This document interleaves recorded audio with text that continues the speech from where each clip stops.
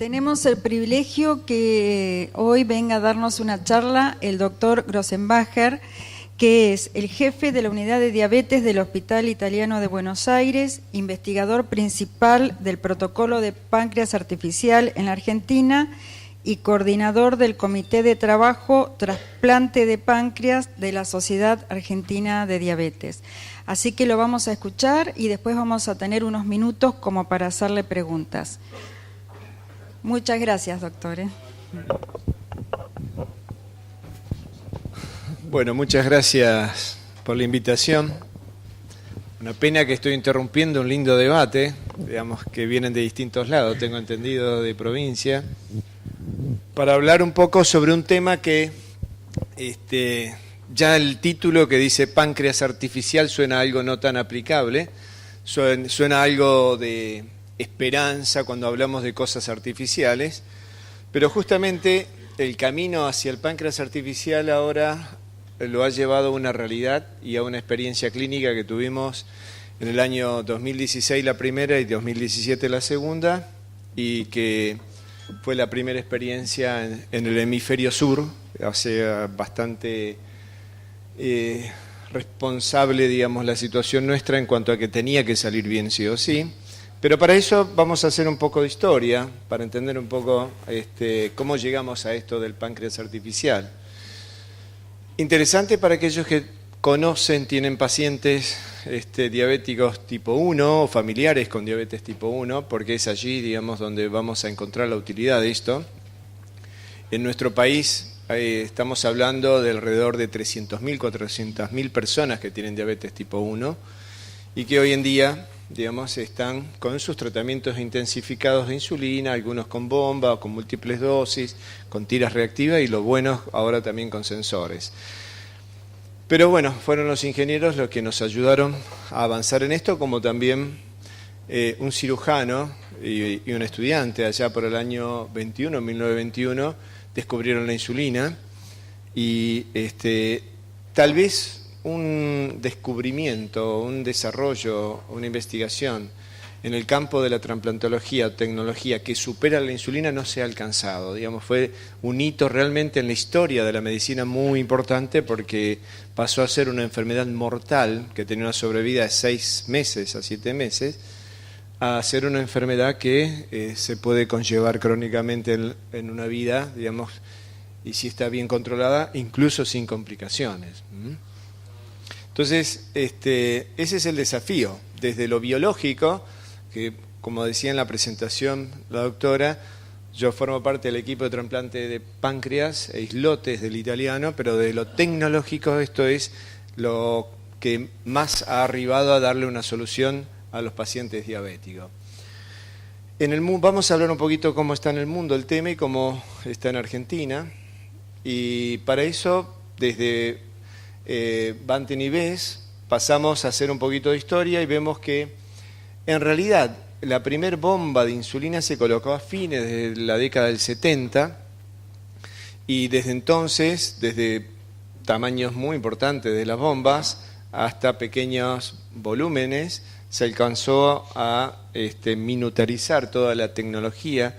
Son pequeños dispositivos que pesan 100 gramos, pero que adentro tiene un motor tan pequeño que es capaz de impulsar el émbolo de una jeringa y colocar hasta la centésima parte de una unidad de insulina. Es decir, son micromotores muy importantes y que hasta el año 2000, cuando le preguntaban a un diabetólogo, desde los pacientes o los familiares, ¿hay posibilidades de un tratamiento de que la bomba administre insulina según un sensor de glucosa en forma automática? La respuesta era no, la verdad. ¿Por qué? Porque la insulina que ponemos es subcutánea, esa insulina no sigue el circuito fisiológico de la insulina pancreática que va al lecho portal y de ahí al hígado, y del hígado al lecho sistémico, sino colocamos una insulina que va al revés, entra por la ventana la insulina, va directamente al lecho sistémico. Entonces, desde allí ya había una gran limitación. Los sensores de glucosa eran muy erráticos, no eran muy correlacionados con la glucemia capilar, pero hasta el año 2000 nos llenamos de variaciones de bombas. Sabíamos en el año 2000 que cuanto más baja era la hemoglobina glicosilada, ese análisis que tal vez quien lo desarrolló en el año 76 debería haber sido merecedor del premio Nobel, porque gracias a esto marcó el objetivo del tratamiento de la diabetes y cómo evitar complicaciones o no. Tener este laboratorio es básico y que todos tengamos estandarizado este laboratorio en el país. Todos los laboratorios que evalúen en glicosilada deberían tener HPLC o bien un laboratorio que sea cotejado y estandarizado. Pero sabemos que quienes tienen glicosiladas menores de 8, las chances de complicaciones en la vista, riñones, neuropáticas o microalbuminuria es cada vez menor. También hay reciente data de mortalidad y la mortalidad aumenta significativamente luego de una glicosilada de 9. Es decir, si nosotros queremos tener una buena expectativa de vida de nuestros pacientes diabéticos, sin duda que tenemos que tener menos de 8. Cuanto más cerca de 7 se encuentre la glicosilada, seguramente menos complicaciones vamos a tener en el futuro. Pero ¿qué pasa? Alcanzar esto no es tan fácil en los diabéticos tipo 1. Fíjense que esta data de la American Diabetes Association muestra de que en poblaciones etarias, recién a partir de adultos, logramos hasta un 30% con un target de glicosilada menor de 7%. Es decir, es muy difícil arribar a esto, con múltiples dosis de insulina, con sensores de glucosa, con múltiples pinchazos. Es decir, un paciente que tiene lapicera o que tiene jeringas y que tiene diabetes tipo 1 y quiere lograr un buen control, necesita múltiples decisiones en el día para pincharse mínimamente 4 veces para colocar insulina y mínimamente 4 veces para medir la glucemia capilar. Es decir, es todo un tema dedicarse a esto. Fíjense lo que tiene que hacer antes de una comida un paciente con diabetes tipo 1. Medir glucemia, contar los carbohidratos, calcular el bolo de insulina, programar la jeringa, inyectar el bolo, esperar los 15 segundos, pensar que tiene que colocar cada vez que va a comer en sitios diferentes, anotar la glucemia y, si es posible, controlar a las 2 horas a ver si todo lo que hizo salió bien o no. En total, tenemos acá casi 32 decisiones mínimas que suman. A lo que nosotros en la vida cotidiana hacemos, ellos deben, antes de cada comida, tomar 32 decisiones más. Es decir, y todo esto puede salir bien o mal. Eso es lo peor de todo. Porque puede ser que midan a las 2 horas y la glucemia a las 2 horas, cuando es mayor a 180, está elevada. Entonces, además eso puede ser frustrante en la vida de los pacientes. Recién en el año 2005, la Juvenile Diabetes Research Foundation, que en Estados Unidos dijo, no, señores, vamos a invertir millones de dólares, como hacen ellos, para la investigación de lo que es un páncreas artificial. Diseñemos, tomemos el aprendizaje de los modelos mínimos de Berman, de modelos matemáticos de predicción de ciertos valores y desarrollemos un algoritmo. Empezaron allí las investigaciones, aparecieron los recursos y dice acá, el primer simulador pancreático en esa época fue lo que más ayudó. El simulador lo que permitió es sustituir a los estudios en animales. No había que sacrificar animales, no había que ensayar con animales, lo cual era muy complejo, es muy complejo en diabetes tipo 1, insulina dependiente. En consecuencia, esto ayudó muchísimo para el avance. Y así surgieron hasta el año 2010 los primeros trabajos usando algoritmos matemáticos que ajustaban, según el valor de glucosa, la infusión de insulina, mediante las herramientas que hasta ese momento existían, que eran las bombas y los sensores de glucosa. Esto de 2 palabras acerca del simulador de páncreas es muy interesante, porque ellos hicieron una evaluación en 300 diabéticos de todo lo que sucedía con las glucemias, infundiendo insulina y modificaba la insulina para arriba o para abajo, y de acuerdo a esto, según los cambios, que lo hacían a través de un infusor de insulina, y este es el sensor.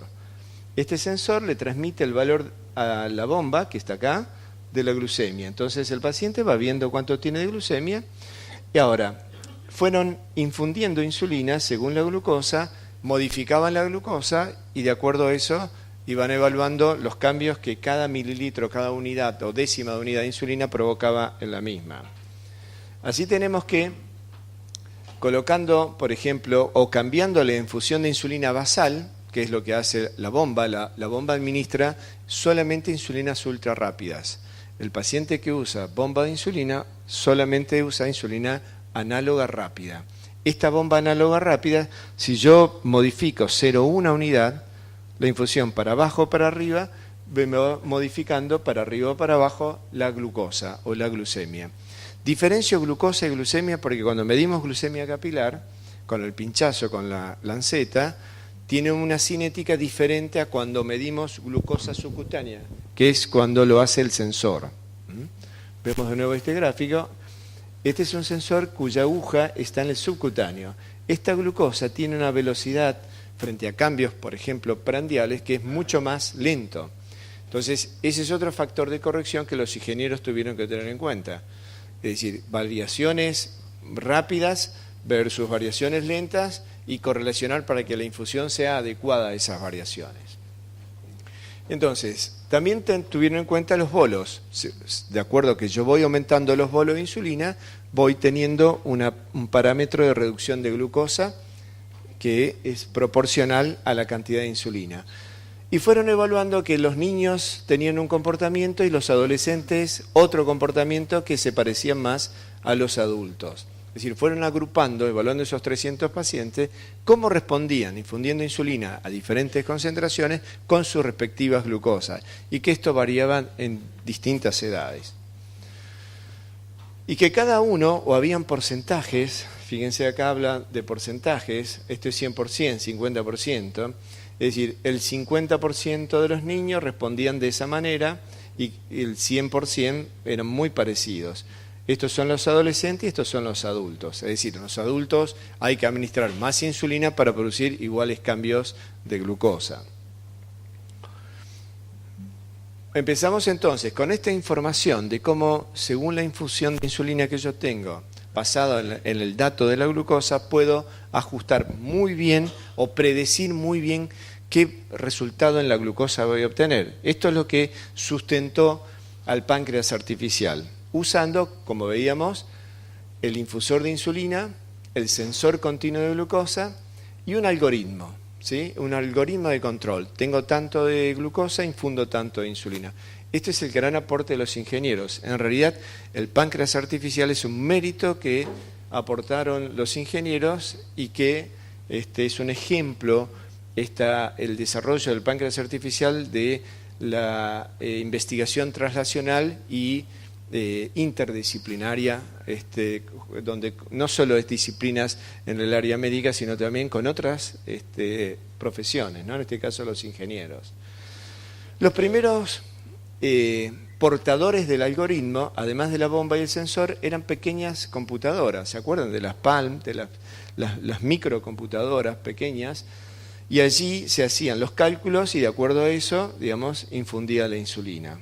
Pero luego, de muy buenos resultados usando estos sistemas, siempre vamos a ir observando que a partir del páncreas artificial, los objetivos que vamos a tener nuestro paciente, además de glicosilada, son rangos de glucosa. Nosotros ahora ya estamos hablando de rangos de glucosa. Los pacientes tienen que tener más del 70% de glucosas entre 70 y 180. 180 porque es lo máximo después de comer y 70 que es lo mínimo para tener normal antes de comer.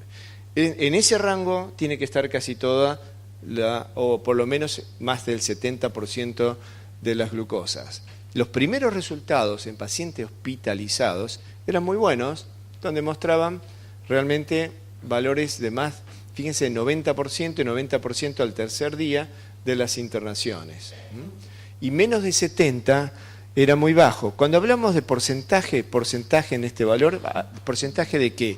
Del tiempo. Un día tiene 1440 minutos. Entonces, un 1% de 1400 serían 14 minutos. Cuando hablamos de 1.5% serían 21 minutos, ¿sí? O un 1% son 14 minutos. Se miden tiempos de glucosa baja o tiempos de glucosa alta o tiempo de glucosa en rango. Así se observan los resultados hoy en día con los sensores de glucosa.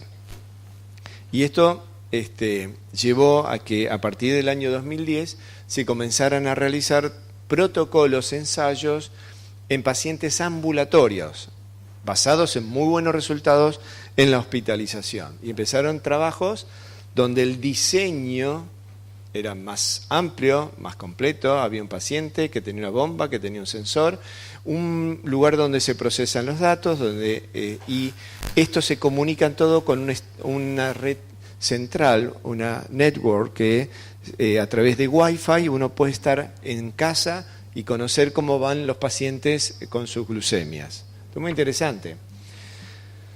El algoritmo matemático está dentro de un teléfono celular, en este caso puede estar adentro de la misma bomba. Esta es una bomba y esto es un sensor. Esta se llama bomba Omnipod, no está en nuestro país, es una bomba que no tiene catéter, este es un sensor. Y el sensor le informa a la plataforma, al celular, donde está el algoritmo, cuánto tiene de glucosa. Y esto lo mete al algoritmo matemático y dice que tiene que infundir la bomba X cantidad de unidades de insulina. Este es el páncreas artificial, en resumen. Este software se llama DIAS y es un software semaforizado, donde los pacientes ven los valores de glucosa. Verde quiere decir que está en los rangos normales para hiper o rangos normales para hipo. Si se pone amarillo es porque se acerca a 70 en el rango de hipo y a 180 en el rango de hiper. Si supera esos valores aparece rojo, o si baja de 70 aparece rojo en el semáforo de hipoglucemia. Es decir, va marcando qué es lo que va sucediendo y el paciente tiene alarmas, además, donde les comunica a los pacientes sonoras o vibratorias qué está pasando con sus glucemias. Pero todo esto lo va resolviendo el algoritmo por su cuenta. Acá vemos el sistema comunicado con una red central y con el sensor y la bomba se comunican por Bluetooth. Hoy en día las bombas todas tienen Bluetooth.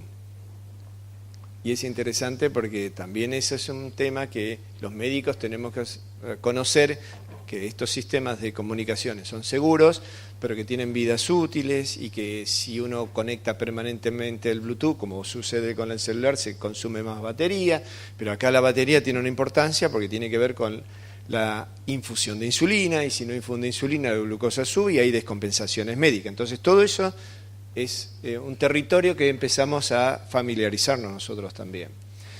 Esto, por ejemplo, cuando nosotros hicimos nuestros ensayos en el hospital, en el celular de uno veíamos estas pantallas de los pacientes. Uno puede ir siguiendo a los pacientes y vemos que si este entró en amarillo es porque el propio algoritmo está regulando la infusión de insulina en forma automática en este momento. Si pasa rojo es porque no lo pudo controlar. Entonces uno se comunica con el paciente a ver qué sucedió, por supuesto hablando de ensayos clínicos. Bueno, ya a nivel ambulatorio, con este sistema de una bomba, un sensor y un teléfono que contiene el algoritmo, que regula automáticamente la infusión de insulina y se comunica con la red central, ya se obtuvieron los primeros resultados. Fueron muy buenos. En el año 2013 se informaron los primeros resultados de los páncreas artificiales en pacientes ambulatorios y fíjense que los resultados son buenos. Durante el día 68% y durante el día menos de 70, 1.7%. Esto en tiempo significa que justamente no llega a media hora, más o menos de media hora. En algún momento del día la glucemia estuvo por debajo de 70. Cuando un paciente entra en hipoglucemia, mucho antes estuvo por debajo de 70 y mucho le cuesta subir hasta pasar los 70. En general, una hipoglucemia está en una hora con valores por debajo de 70. Si no hicieron nada, puede estar con una dosis de insulina, por ejemplo NPH, en una curva de ascenso, puede estar en valores muy bajos. Por eso es muy importante las insulinas de acción estable, como el de una bomba o como de una glargina o como el de una de Gludec, que son bombas o insulinas que no tienen picos de acción. Entonces el tiempo en hipoglucemia es menor. Esto es muy importante para la lucidez, para la integridad neurológica, psicológica de los pacientes de no tener hipoglucemias. en el hospital, con la experiencia nuestra en trasplante de páncreas, pudimos ver los pacientes que llegan con hemodiálisis, diabéticos tipo 1 de muchos años, a trasplantarse del páncreas y el riñón, y cuando se van de alta sus glucemias son normales, y no tienen que poner más insulina ni medir glucosa. Cuando le preguntamos a los 3-4 meses qué es lo que más valoran del trasplante, la mayoría contesta el no tener más hipoglucemias. Y lo segundo, no tener diálisis. Fíjense, uno esperaría, por supuesto, en un trasplantado renal solo, es tocar el cielo con las manos, no tener más la diálisis. Pero en los diabéticos tipo 1, el trasplante lo saca de la hipoglucemia. Y es de donde quiere salir el paciente diabético tipo 1. De ese fantasma que llega en cualquier momento y le arruina en ese momento su vida. Entonces, esto es muy valioso desde ese punto de vista, y en eso se mide la calidad de vida en los diabéticos tipo 1, en el riesgo, en la seguridad para no tener hipoglucemias. Cuando hablamos de fármacos, los fármacos que no producen hipoglucemias son más seguros, y cuando hablamos de seguridad hablamos de calidad de vida y hablamos de complicaciones que puede tener a raíz de una hipoglucemia. Y de noche, fíjense, muy poco, porque de noche estamos acostados, no tenemos actividad física, no comemos, entonces es muy fácil para un algoritmo de control, si no hay variables externas, mantener la glucemia normal. Bueno, y así empezaron a publicarse más trabajos.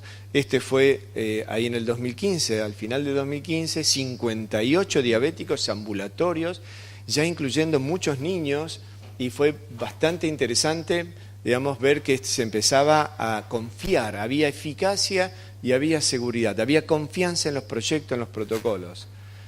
Hasta que en el año 2016 se comunica un trabajo hecho con bomba y sensor, con un algoritmo que está acá adentro, se denomina Paradigma 670, con este infusor que incluye, fíjense, 10 centros, 9 de Estados Unidos, 1 de Israel porque quien desarrolló el algoritmo estaba precisamente trabajando Phyllis Moshe y Artelino, digamos, en Israel, Batelino, y ellos evaluaron 124 diabéticos tipo 1, 30 adolescentes y 94 adultos, manejar la bomba y el sensor y este nuevo algoritmo. La duración de la diabetes eran adolescentes 7 años, adultos más o menos 26 años, y lo interesante es que lograron, fíjense, perdón el tamaño de los números, pero yo se los leo, créanme, mejoraron en adolescentes el tiempo en hipoglucemia de 4.3% a 2.8%. Es decir, esto es significativo, es mucho tiempo. Niños y adolescentes, si alguien vio, conoce o manejó diabéticos tipo 1 en la infancia, en la adolescencia, es muy difícil.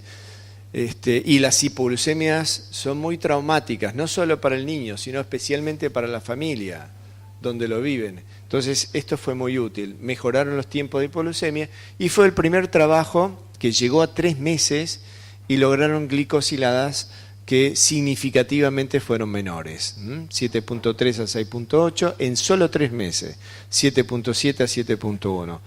Estos trabajos que se publicaron en el 2017, pero que la data ya estaba en el año 2016, hicieron posible o real el sueño de los diabéticos que pudiera ser accesible asistencialmente. Y es así como la FDA aprueba con ese trabajo de 124 pacientes, de 90 días de experiencia, pero ya observando cómo mejoraba, con qué seguridad y sin riesgo de cetocidosis ni de hipoglucemias severas, cómo mejoraban la calidad de vida de los pacientes, se aprueba. Y fue publicado luego en Time como la mejor invención del año 2016. Fue un impacto muy grande en la comunidad. Y hoy en día se comercializa en Estados Unidos solamente este páncreas artificial. Como vemos, hace falta una bomba y hace falta un sensor y un algoritmo. 3 herramientas para constituir esto. Bombas hay cerca de 10 o tal vez más, digamos, en el mundo, de distintas marcas. Y sensores solo hay 3. ¿Sí? Uno es el Guardian y el otro es el Dexcom.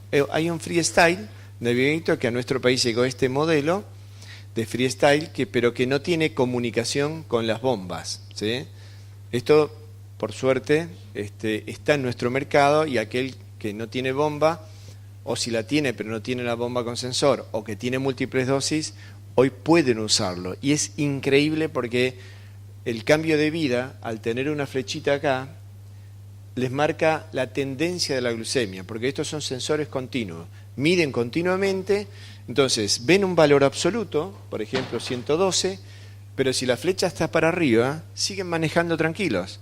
Pero si la flecha está para abajo, hicieron así, escanearon la glucosa, tienen que frenar, estacionan, toman un jugo, comen algo dulce y se terminó la hipoglucemia y evitaron un accidente. Si esto lo pueden hacer. O antes de dormir, si tienen 90 con la flecha para arriba, duermen tranquilos. 90 con la flecha para abajo, tienen que comer algo, una colación. Esto es posible, llegó a nuestro medio, está los sensores. Y hay sensores que, como el que vimos anteriormente, que tienen integración con la bomba, ¿sí? En nuestro medio existe, es Medtronic 640, no es la 670, no es el páncreas artificial, pero tenemos la posibilidad de que, ¿qué significa que esté integrada? Que cuando la glucemia baja de 130 a una velocidad de 2 miligramos por minuto o más, inmediatamente se apaga la infusión de insulina. Entonces la glucosa pega la vuelta y se normaliza, ¿sí? Vuelve a su estándar, se suspende durante media hora. La glucosa varía, cuando uno suspende la infusión de insulina, generalmente va subiendo 1 miligramo por minuto. Entonces, si venía en menos de 130 a una velocidad muy alta, en 30 minutos recupera 30 miligramos. Y se enciende sola. Esto hoy está en nuestro medio y se puede, digamos, contar con ese tratamiento de intensificación insulínica de alta seguridad. Esto está. No tienen hipoglucemias los pacientes, no tienen hipoglucemias. Nosotros, cuando bajamos la información de estas bombas, vemos que durante la noche se suspendieron más de una vez. Eso implicaban problemas en casa que hubieran sido hipoglucemias tal vez importantes, sintomáticas, severas, que el marido o la esposa, quien comparte la cama, digamos, o si es un niño, terrible, porque los padres se levantan casi todas las noches a ver cómo están sus glucemias. Con esto, digamos, se ha permitido, con estas bombas que tienen una regulación hacia una hipoglucemia automática, evitar las hipoglucemias. Eso está en nuestro medio. Lo que no puede es ajustarlo cuando sube. El costo, bueno, si lo miramos del lado del paciente, como hay una ley, si el paciente tiene una diabetes tipo 1 lábil, que yo con múltiples dosis, con un sensor, el día, digamos, que esto cubra, señores, ustedes que están vinculados, digamos, con la medicina asistencial y los costos, tiene un costo menor que las tiras, ¿sí? Acá en el país, 15 días, 14 días de censado cuestan 1.100 pesos. Las tiras para un mes son 2.500 pesos. O sea, pensando en 5 mediciones por día. Esto con 2 mediciones alcanza más o menos 2.200 pesos, 2.300 pesos. Esto, lo que es sensor. La bomba con sensor ya viene integrada, la Medtronic. Los costos, yo no sé con exactitud, pero en dólares suelen estar cerca de 8.000 a 10.000 dólares, ¿sí? Esto. Ahora, ¿cuánto se paga por una hipoglucemia severa en una internación hoy en día? Es muy caro. En cualquier institución, digamos, una internación con tratamiento por día, en área crítica o intensiva. Es decir, hay que medirlo eso a largo plazo. Son pacientes lábiles que tienen varias... en los lábiles el costo-beneficio o el beneficio-costo es alto, es bueno siempre. Después vemos, hay cuestiones laborales. La indicación de la bomba tiene que ver a veces con la tarea que realiza la persona. Está el paciente que menos disciplinado tiene su alimentación. Ejemplo, nosotros, los médicos, ¿no? ¿Alguien almorzó hoy bien, a horario, o ayer? No tenemos un buen orden. Las meriendas a veces no existen porque estamos en consultorio, otras veces sí. Las cenas pueden ser muy tarde, con mucho valor calórico, somos muy desordenados. Y si es cirujano, con más razón. Y si es un cirujano de trasplante que están 8 horas adentro, perdón, que me voy a medir la glucosa, voy a hacer una... Es decir, hay situaciones laborales muy importantes, pero En general, el paciente menos disciplinado, con muchas dificultades horarias, son los que mejores andan con los infusores, porque omiten una comida y si tienen un riesgo de hipoglucemia, la bomba se apaga, deja de infundir insulina. Mientras que aquel que se puso la dosis de glargina o de NPH, suspendió la comida al mediodía porque se demoró, como hoy que teníamos una charla más tarde, y la glucosa sigue bajando. Y no hay nadie que frene la infusión de insulina, si no es el sensorio del paciente o un sensor, digamos, que pueda escanear hoy en día y saber cómo está la glucosa. Es decir, las indicaciones hoy están bastante pautadas. La ley refiere a las bases que propone la Sociedad Argentina de Diabetes, que no son nada más y nada menos que las mismas de IDF, de FDA o de EMA. Es decir, creo que en eso internacionalmente coincidimos todos. Esto es un ejemplo de lo que se llama las bombas o el bionic páncreas, el páncreas biónico, que tiene dos bombas. Por una infunde insulina y por otra infunde glucagón. Cuando la glucemia baja, esta es capaz de infundir, además de suspender insulina, infunde glucagón para que suba rápidamente.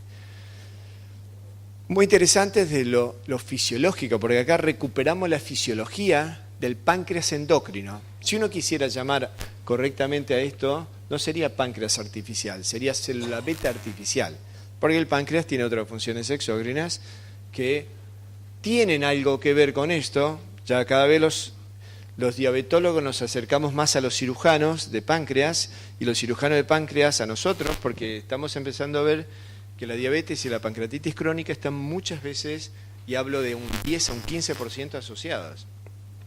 Y muchas diarreas crónicas que no son ni enfermedad celíaca, ni diarrea diabética, digamos, muchas veces es pancreatitis crónica asociada a diabetes tipo 1. No es infrecuente. Bueno, y esto para decir que los fabricantes de bombas con los 3 fabricantes de sensores están constituyendo, junto a los fabricantes de algoritmos, consorcios. Están asociándose, están viendo qué bomba con qué sensor logran un objetivo comercial y sanitario adecuado con los mejores algoritmos. También esto es algo nacional que este año llegó a nuestro país, que es un calculador de bolos de insulina. Es decir, para aquel que usa múltiples dosis o que usa bomba y no tiene sensor, uno puede darle el dato de la glucemia, el dato de los hidratos de carbono, y esto le calcula inmediatamente. Lo bueno es que esto tiene una lista de alimentos que son 2.300 alimentos argentinos, porque hay otro programa, se llama Glink Diabetes, que tiene alimentos pero es español. Entonces no hay dulce de leche, arroz con leche, no hay galletitas express, acá tiene express, criollitas. Es un listado y es interesante esto.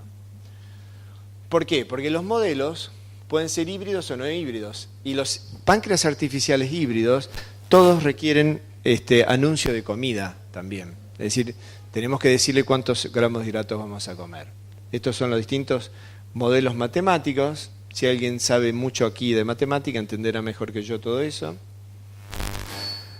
Este es un review, el primero, que reclutó a todos los trabajos del mundo, y fíjense que encontraron ya evaluados 585 pacientes, todos ambulatorios, pero más de la mitad eran niños y adolescentes. Interesante, o sea que en el campo de la pediatría es donde más se está necesitando esto. ¿Sí? Porque es muy difícil el manejo de los diabéticos tipo 1 en niños y adolescentes, muy difícil. ¿Y qué se observó? Que hay una coincidencia en todos que realmente mejora el tiempo en rango, es decir, la glucemia entre 70 a 180 en casi 3 horas, ¿sí? Versus un sistema abierto, que es bomba y sensor, pero sin integración a través del algoritmo. Por otro lado, disminuye significativamente el tiempo en hipoglucemias, y esto es los distintos modelos matemáticos. Así como compiten las bombas y los sensores, compiten los modelos matemáticos también. Bueno, Este es escenario internacional de los sitios donde se están haciendo ensayos con el páncreas artificial. Qué bueno que en el hemisferio sur aparecimos nosotros. Y esto es a partir de esta experiencia. Comenzamos en el año 2016. Fíjense, en el hospital italiano hicimos el ensayo internando a los pacientes, que eran también del hospital, pero junto al Instituto Tecnológico LITVA, a la Universidad Nacional Quilmes, a la Universidad Nacional de La Plata, donde el ingeniero Fabricio Galeri es quien nos invitó, y por eso estamos aquí. Con él compartimos las dos experiencias, es parte del ensayo, y estuvo presentándolo en Europa en febrero. Yo lo estuve presentando en el Mundial de Diabetes en diciembre, estas experiencias que le comparto rápidamente con ustedes. En realidad, nosotros quisimos hacer el ensayo con bomba, sensor y el teléfono. En nuestro país, por supuesto que siempre hay que adquirir la destreza, el entrenamiento y ver si es factible hacerlo. En nuestro medio no había otra experiencia.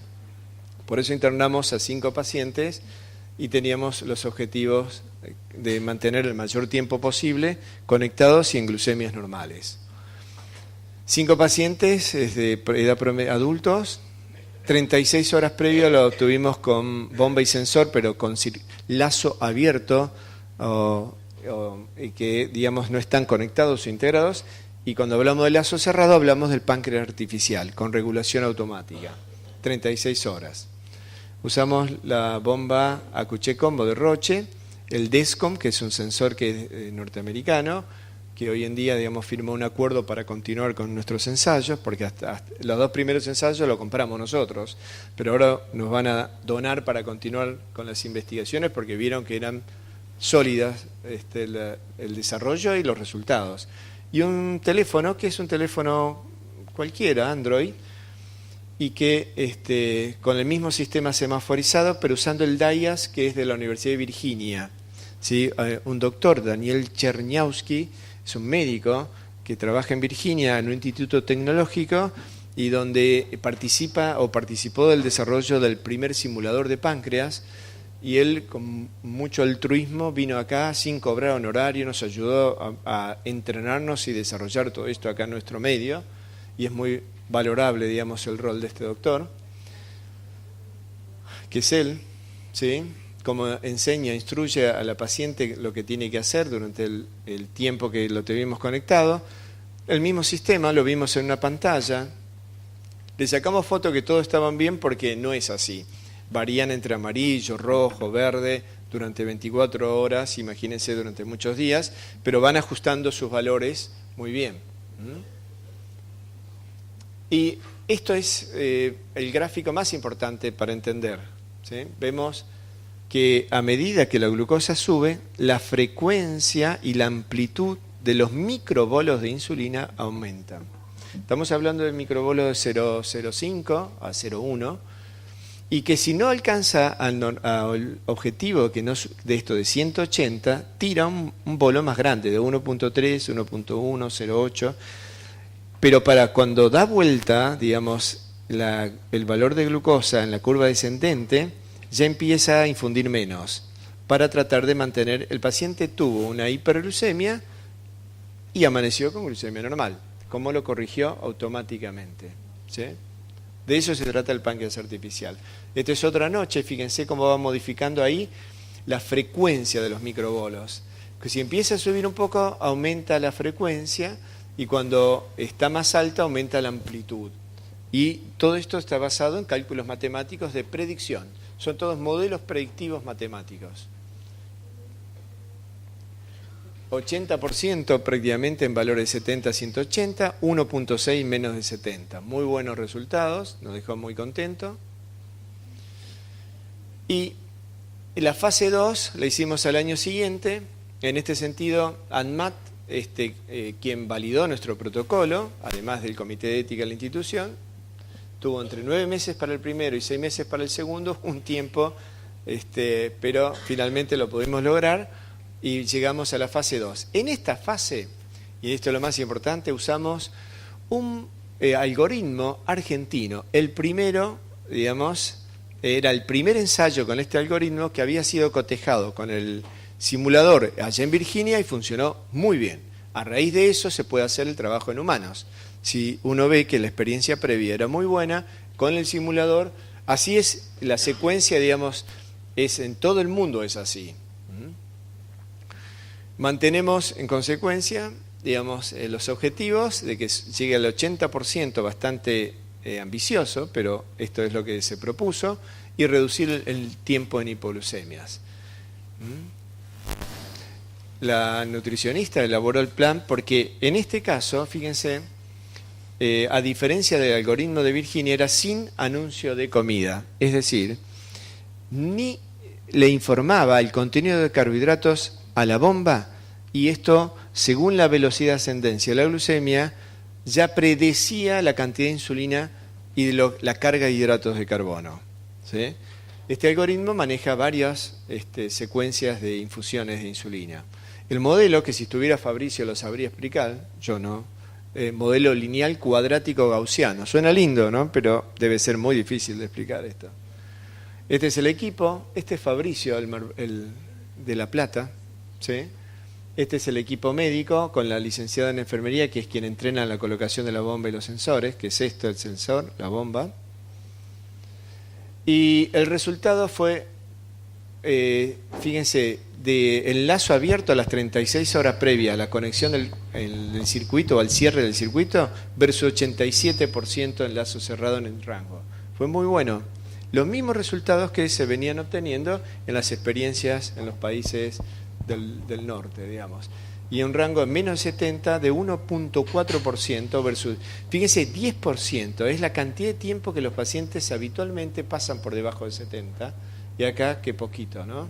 O sea, esto es reducirle y mejorarle muchísimo la calidad de vida de nuestros pacientes.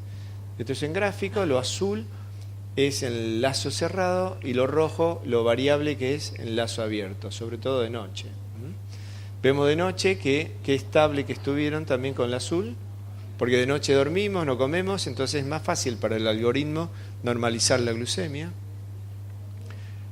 Esto es los ejemplos que le decía, cómo ajustaba según la comida. Entre comillas, como le gusta decir a los pacientes, adivinaba lo que íbamos a comer, pero en realidad es todo predictivo, todo es matemático. Según la velocidad de ascenso se relacionaba con la carga de los hidratos, y los hidratos, según nosotros los comemos, asociados a verdura, asociados a carne, asociados a aceite, tienen distintas velocidades. Y esto, ¿saben qué? Lo interesante, está estudiado todo. Se sabe el comportamiento cuando comemos un plato de ravioles, un asado con lechuga, está investigado. Y los resultados fueron muy satisfactorios, perdón. Entonces, hoy, como conclusión, y es interesante el auditorio de hoy, es ¿a quién indicaríamos un páncreas artificial? Ese debate, en este momento no hay ninguna sociedad científica que sepa responder con claridad y precisión esto, no hay una guía de indicación. En Estados Unidos ya llegó el páncreas artificial, ya es comercializable. En nuestro medio, ese 670, que es con anuncio de comida, que es híbrido, que no es como el que desarrollamos nosotros, va a llegar en el 2019, mediados o fines del 2019. Entonces, hay que ir pensando, digamos, esto de las indicaciones. Van a ir los que tienen bomba y sensor, seguro, porque tiene que estar entrenado a las conexiones, a la lectura. Es necesario esto, y así lo están haciendo en Estados Unidos. Los lábiles también, los que a pesar de que están con este sistema no alcanzan los objetivos. Los que realicen controles, o al revés, los malos pacientes que no realizan los controles, que no ponen los bolos de insulina antes. Estos pacientes, aunque uno le explique, le diga, van al psicólogo, toman conciencia, uno se toma el tiempo, en los equipos, en curso, no lo hacen. Tal vez para ellos exista ahora una solución, una posibilidad, porque si no, en esos pacientes es inevitable la evolución hacia las complicaciones crónicas. Entonces, el dilema es indicárselo a los mejores pacientes pero que no logran objetivo, o a los pacientes que no pueden lograr objetivo porque no cumplen con todas las reglas. O bien a todos. Pero en ese caso también hay que pensar las edades y hay que pensar qué lugar ocupan en el tratamiento. Múltiples dosis sigue siendo la indicación inicial. De ahí podemos pasar a infusores, insulina con sensores, y luego tal vez vengan los trasplantes de páncreas. Esto es más para desarrollo con complicaciones. Eso hablamos otra vez, en otra oportunidad, si quieren, todas las líneas de células madres y demás que hay. Y las coberturas, fíjense, para indicar esto, que tiene un alto costo, seguramente va a tener que participar el Estado. O sea, va a tener que ser mixta, porque son muchos los diabéticos y es muy difícil pensar que para uno sí, para otro no. Porque todos los diabéticos tipo 1 que tengan una adecuada información van a querer adquirir esto. Entonces es algo que va a haber que pensarlo desde el Ministerio de Salud y de los Ministerios de Salud nacional y provinciales y regionales. ¿Qué roles vamos a cumplir nosotros? ¿Qué vamos a manejar? ¿Cómo configurar? ¿Cómo educar?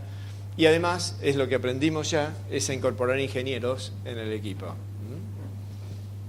Bueno, considerar la diabetología una especialidad es un desafío que tenemos los diabetólogos porque cada vez el camino es más amplio y más especializado en cuanto a la necesidad de la formación de los médicos que vemos pacientes diabéticos. Acá tenemos todo el equipo, casi deportivamente, porque a los pacientes le hicimos hacer actividad física y evaluamos el funcionamiento. Y esto sobre todo va a ser un mimo para los diabéticos tipo 1 porque vamos a ayudar a que lleven su carga con menos complicaciones. Bueno, muchas gracias.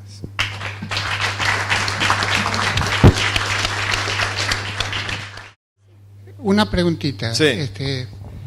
En diabetes lo que más nos interesa es quizás las complicaciones. Claro. ¿Verdad?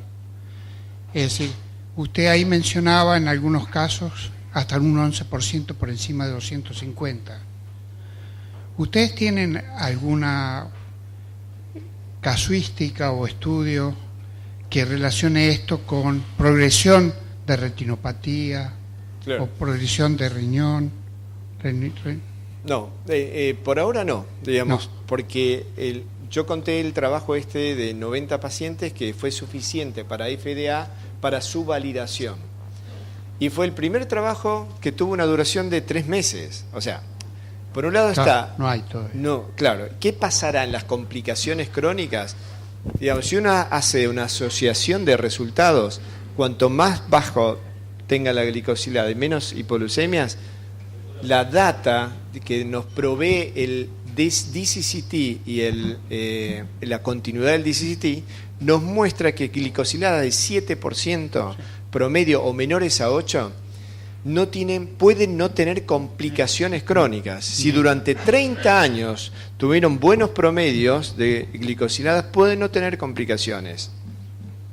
Incluso hay un dato de sobrevida que esos pacientes pueden tener hasta una mortalidad a 30 años menor que la población general, porque están tan controlados en su valor de colesterol, de presión arterial, fondo de ojo, marcadores cardiovasculares, van tantas veces a sus controles que previenen otras enfermedades que pueden ser mortales.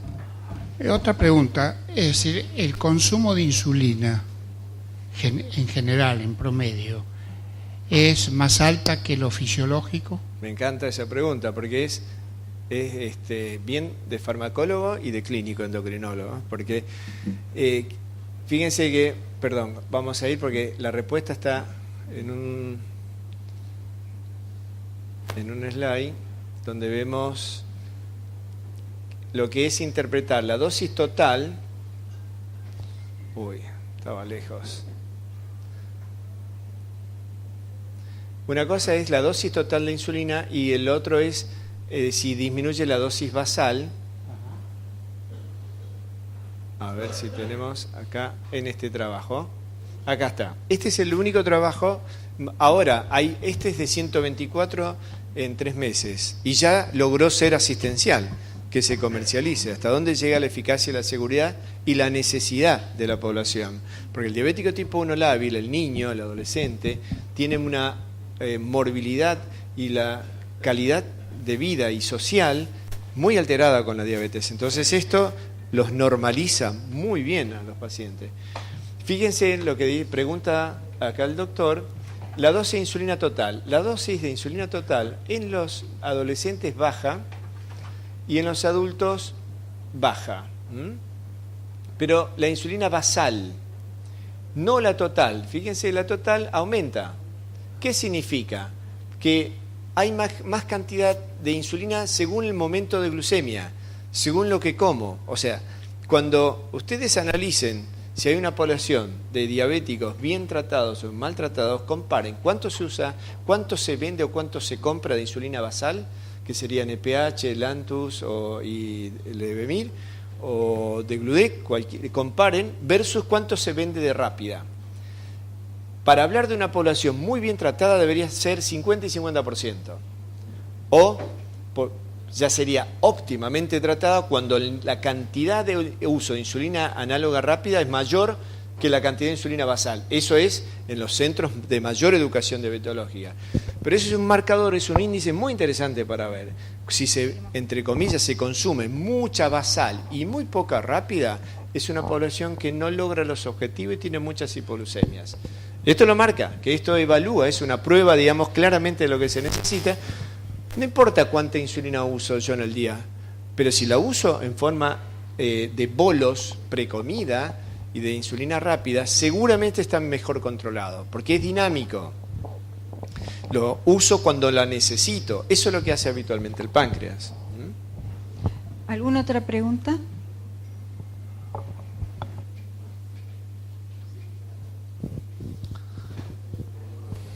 Sí, quisiera saber si hay estadísticas de regresión de retinopatía o de nefropatía con esta nueva técnica. No, es lo que le comentaba el doctor. Lamentablemente, por los tiempos de los ensayos actuales, no hay una data, porque hay en ongoing un trabajo donde van a están participando 250 pacientes, el doble de pacientes, durante 6 meses, el doble de tiempo.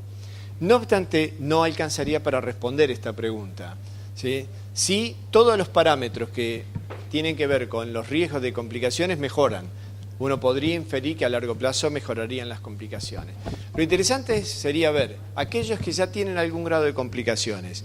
Si yo lo introduzco en un páncreas artificial, ¿detienen su progresión? ¿Mejoran su progresión? Ese es un desafío interesante también, porque por ahora en la mayoría de los trabajos no participan todos, pero como ya está validado en Estados Unidos y ya lleva 1 año de vida asistencial, o sea, la Medtronic 670 hoy en día se usa, evaluar, como ya se usa masivamente, la prevalencia de las complicaciones va a ser la primera data. Esto más o menos en 1 año, 1 año y medio debe haber algún resultado respecto a la incidencia sobre las complicaciones crónicas, ¿no?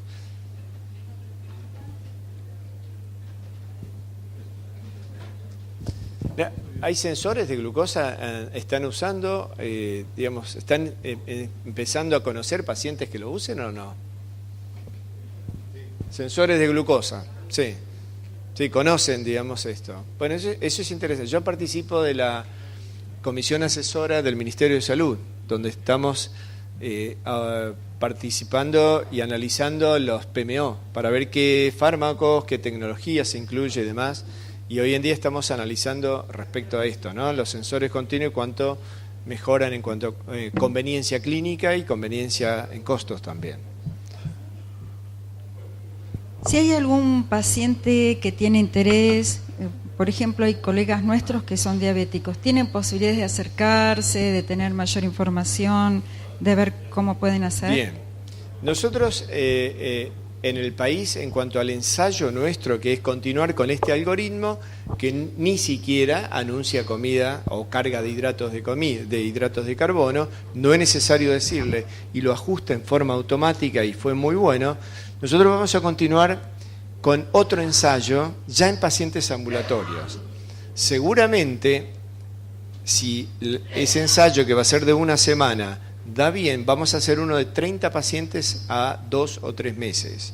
Es decir, también depende de los recursos que obtengamos, porque cada ensayo, en el caso de las dos fases, costó $50.000, que por suerte fueron donaciones de fundaciones privadas, y ahora veremos cómo seguimos en el desarrollo de las fases ambulatorias.